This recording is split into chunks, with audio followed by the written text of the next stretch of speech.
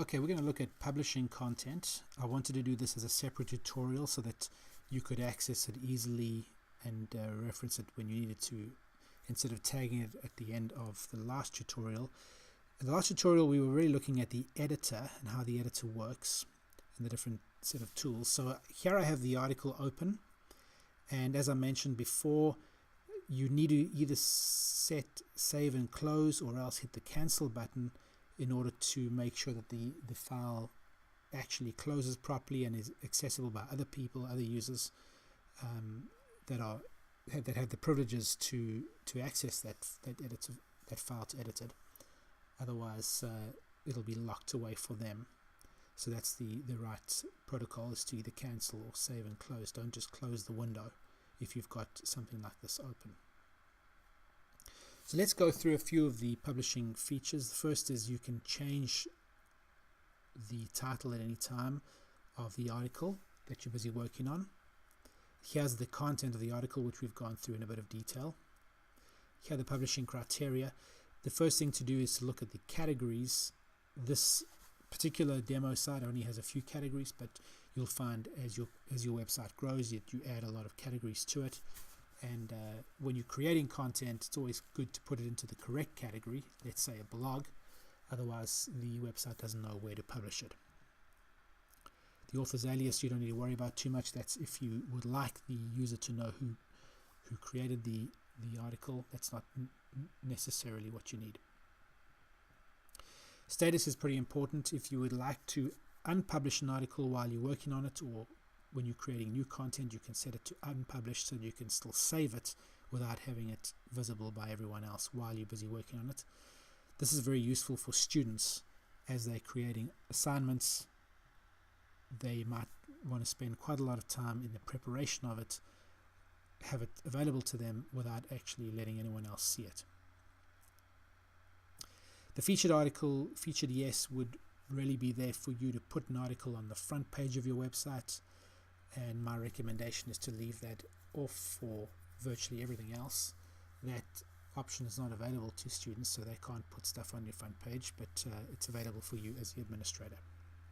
You can also set a start and a finished publishing date. This is very useful for administrators who are going to be going on vacation and want to create content for the website, blogs, etc. You can set content to publish on a certain date, and you can set content to finish publishing on a certain date as well. The accessibility tool is very useful once you learn how to create different user levels. You can create content that is accessible for administrators or for teachers or for students or for the general public. Language files for whatever languages that you're using that are installed on the site. For most users, it'll be default English, and you can just leave it on all is fine. The metadata is really there for you to do your own search engine optimization or SEO. My advice is just to use the meta description if you are concerned about being optimized correctly, but you can follow whatever protocol you would like to use for your metadata. Once your article is ready, you can hit the save and close button.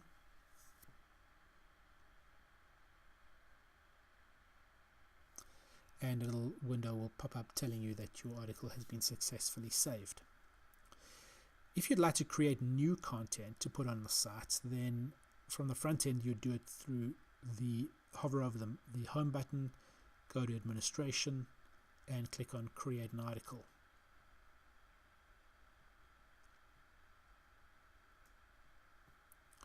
This gives you a new article to work on. Just bear in mind that it won't appear anywhere unless you select a category, let's say a blog category, where it's going to appear automatically.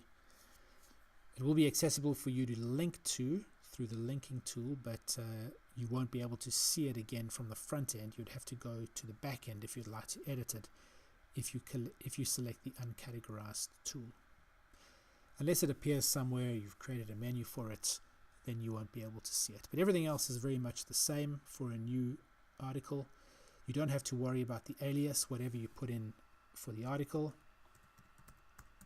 will automatically create the alias for it, which will be useful for the URL. So for example, here we have create an article as a short URL, and the same as the short URL is worked out for whatever you call your article.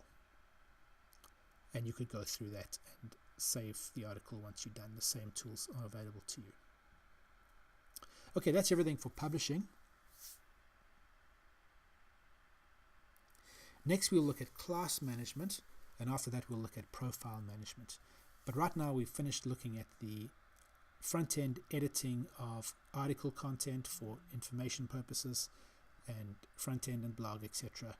As you get to understand how to create the menu structures, then you'll see how those two things fit together.